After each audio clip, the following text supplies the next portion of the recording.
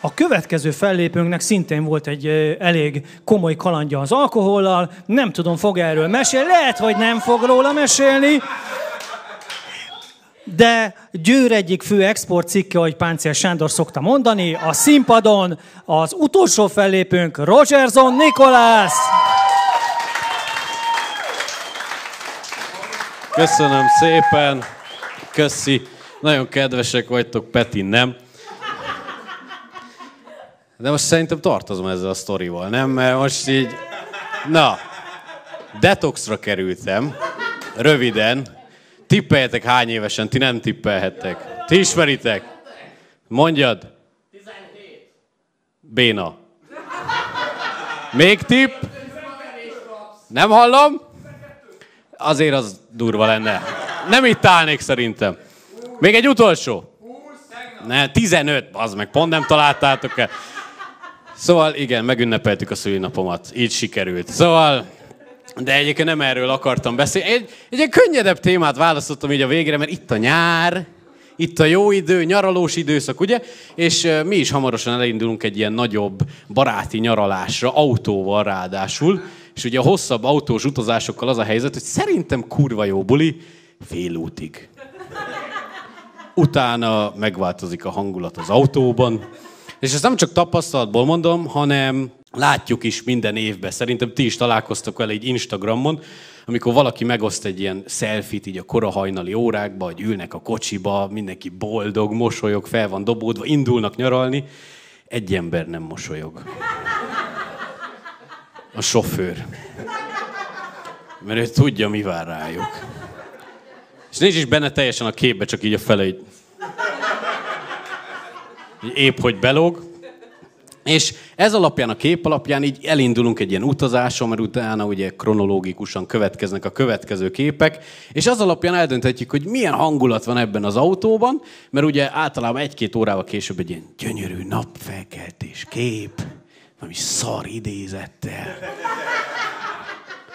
Még mindig jó a hangulat, érezzük. Utána pedig érkeznek ilyen bolondos, vicceskedős, éneklős videók, így 20 percenként, bazd meg. És az utazás 5. órájában csend. Vészjósló némaság. Már csak sejteni tudjuk, milyen a hangulat. Ebben a 2005-ös Volkswagen Pólóban. Lehet, hogy összevesztek. Lehet, valaki már sír. Lehet, valaki hazafelére néz repjegyeket. Mert ő hátul ül középen, és félúton vannak, de már most nem érez semmit deréktől lefelé. De egy dolog biztos. A sofőr kurva boldog. Eljött az ő ideje. Ez a szakasz már az övé, mert ugye mindenki csendbe szenved, ugye nem zavarja senki, ő tök boldog, tud figyelni, nem szól 20-szor is a Despacito. Nincs semmi zavaró tényező, csak az örök aszfalt, a hűsítő klíma, meg a hátsó ülésről a szokatlanul nyugtató, kinkeserves sírás hangok. Szóval mi is pár nap múlva indulunk, és csak azért mondom, mert itt ülnek, akikkel megyek, szóval...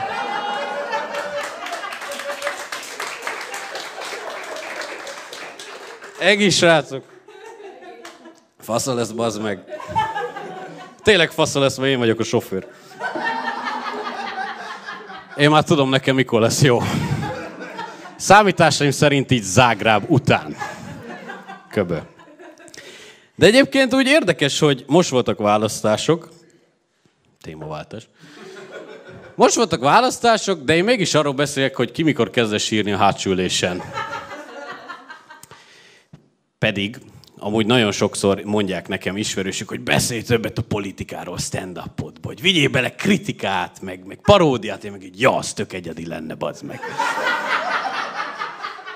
De amúgy azt aláírom, hogy a politika a stand-uposnak az jackpot. Főleg egy választás után. Az jackpot, mert nagyon könnyű vele viccelni. Mert mindenki követi, szóval érteni fogják az utalásokat, és nem utolsó sorban azért könnyű vele viccelni, mert a magyar politikában rengeteg a hülye fasz. Végtelen, de nem is az, hogy egyszerű vele viccelni, hanem nagyon rugalmas is, és ilyen nagyon sokoldalú. Bármilyen másik témával lehet kombinálni. Próbáljuk ki. Ugye a nyaralásról beszéltem az elején, vigyük bele a politikát. Azt gondolom összeraktátok, hogy Horvátországba megyünk, az Adriai tengerhez, bérlünk egy jachtot. Egy nevet nem mondtam, bazd meg, érted? Szóval se időszakot, se pártot, semmit, de mindenki érti, hogy a ló néz a csikólát, szóval...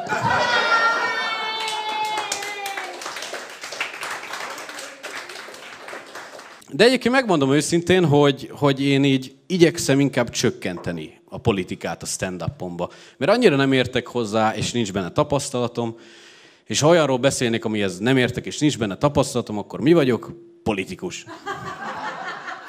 Tessék, kaptatok egy paradoxon viccet is. Nagyon ritka. Egyébként nem csak a stand-upomban, hanem magánéletben is próbálom csökkenteni a politikát, de nagyon nehéz az én koromban. Mert én 28 éves vagyok, és az én korosztályom imádja a politikát. Csak erről bírunk beszélni.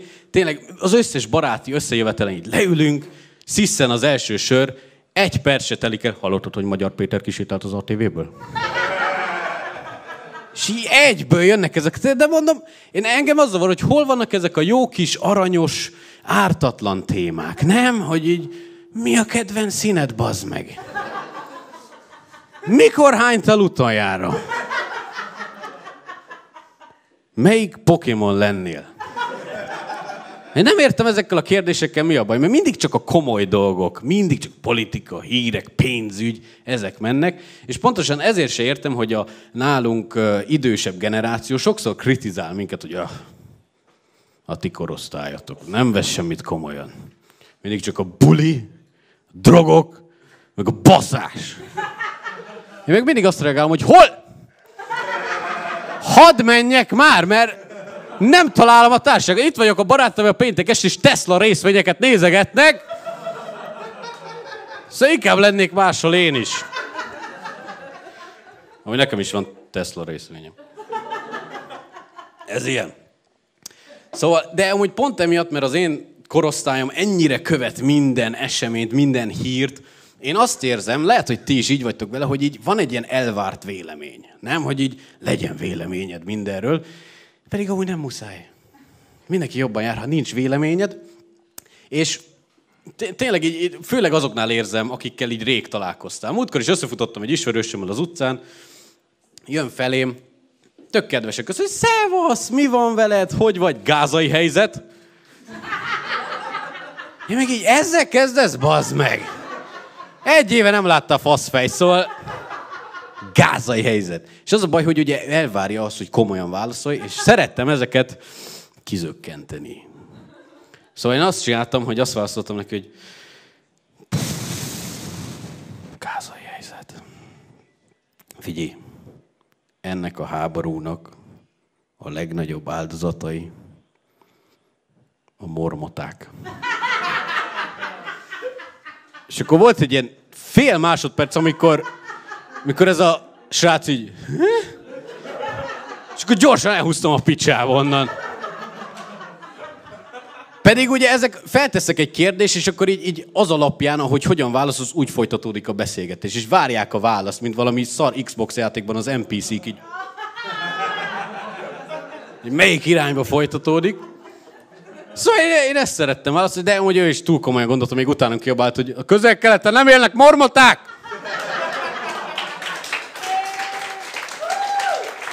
Köszönöm. Amúgy ez igaz. Tényleg nem élnek mormoták. És amúgy ennek a másik oldal, szóval nehogy azt higgyétek, hogy azt mondom, hogy ne legyen véleményetek, mert fontos, hogy tudjuk, hogy mi zajlik körülöttünk, fontos a kritikus gondolkodás, stb. De hogyha meg már van valamiről véleményed, sokan nem értik meg, hogy nem a körülforog az életed, bazd meg, ugye? Hogy nem azzal foglalkozol 0-24. Mondok egy példát. Én szerintem, személyes véleményem, hogy elfogadhatatlan, hogy 2024 van, és nem házasodhatnak össze melegek Magyarországon. Ennyi. De! Kimegyek a Pride-ra? Nem. Lefeküdnék más férfiakkal? Nem.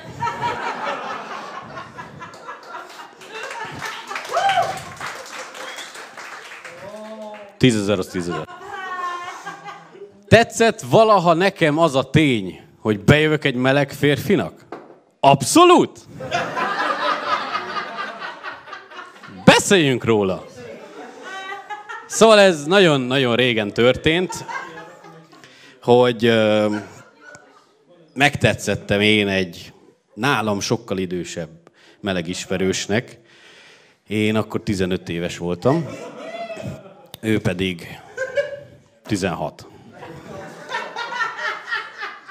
Ez nem lesz egy Me Too, nyugi. Ez még mindig a rezonátor, szóval. Na és akkor így tudtomra adtam, hogy bejövök neki, és nekem ez tetszett. De ne értsetek félre, nem úgy tetszett, hogy helyes vagyok, te is helyes vagy. Nem így!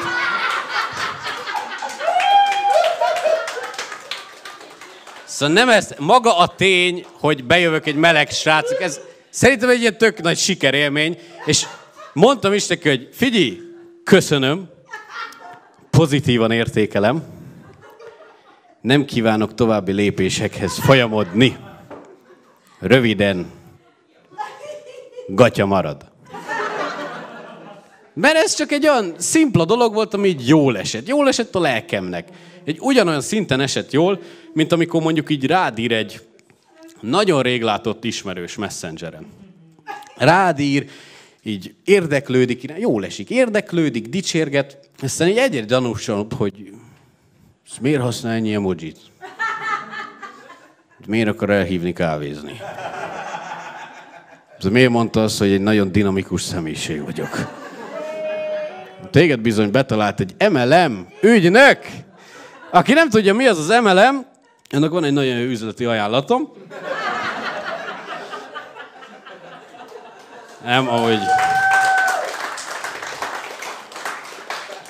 Igazából az a lényeg, hogy az MLM cégek abból profitálnak, ha beszerveznek embereket, és azok az emberek beszerveznek embereket.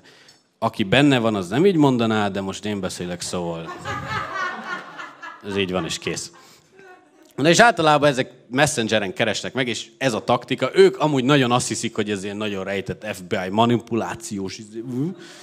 És akkor így először dicsérgetnek, meg minden után rátérnek, hogy ők mivel foglalkoznak, és hogy mennyi szabadságuk van mellette, és hogy te is valósítsd meg az álmaidat, csatlakozzál, bazd meg, gyere!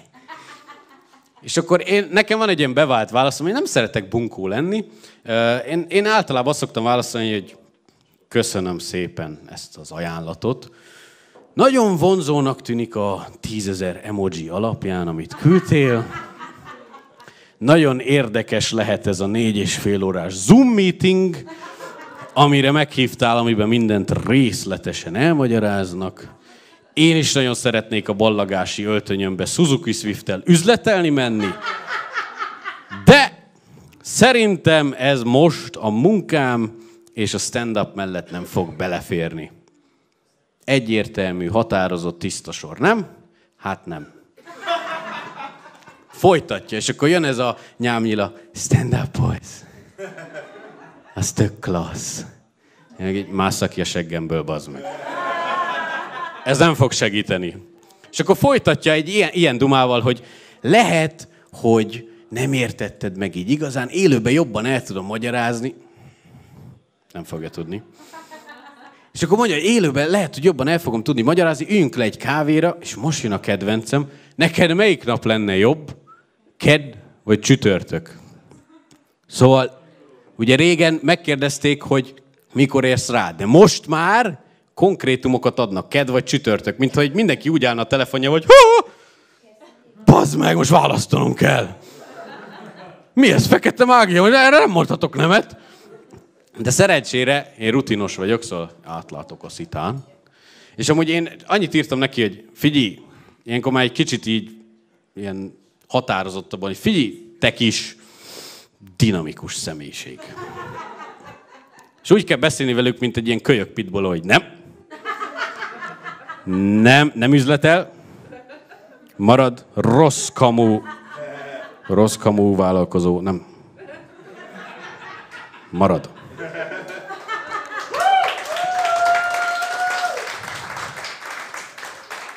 Belenyomod a fejét a pisébe, rossz. Szóval tényleg így nem tudtam ennél határozottan mondani, hogy nagybetűk, hogy köszönöm, de nem. És akkor erre azt írja vissza, hogy rendben, oké. Gondold át, holnap jelentkezem. Szóval visszatérve, a meleg srác egyből értette, hogy nem. Szóval mi a tanulság? Jobban jársz, ha rád mozdul egy meleg, mint egy MLM-es ügynök. Köszönöm szépen a figyelmet, további szép estét!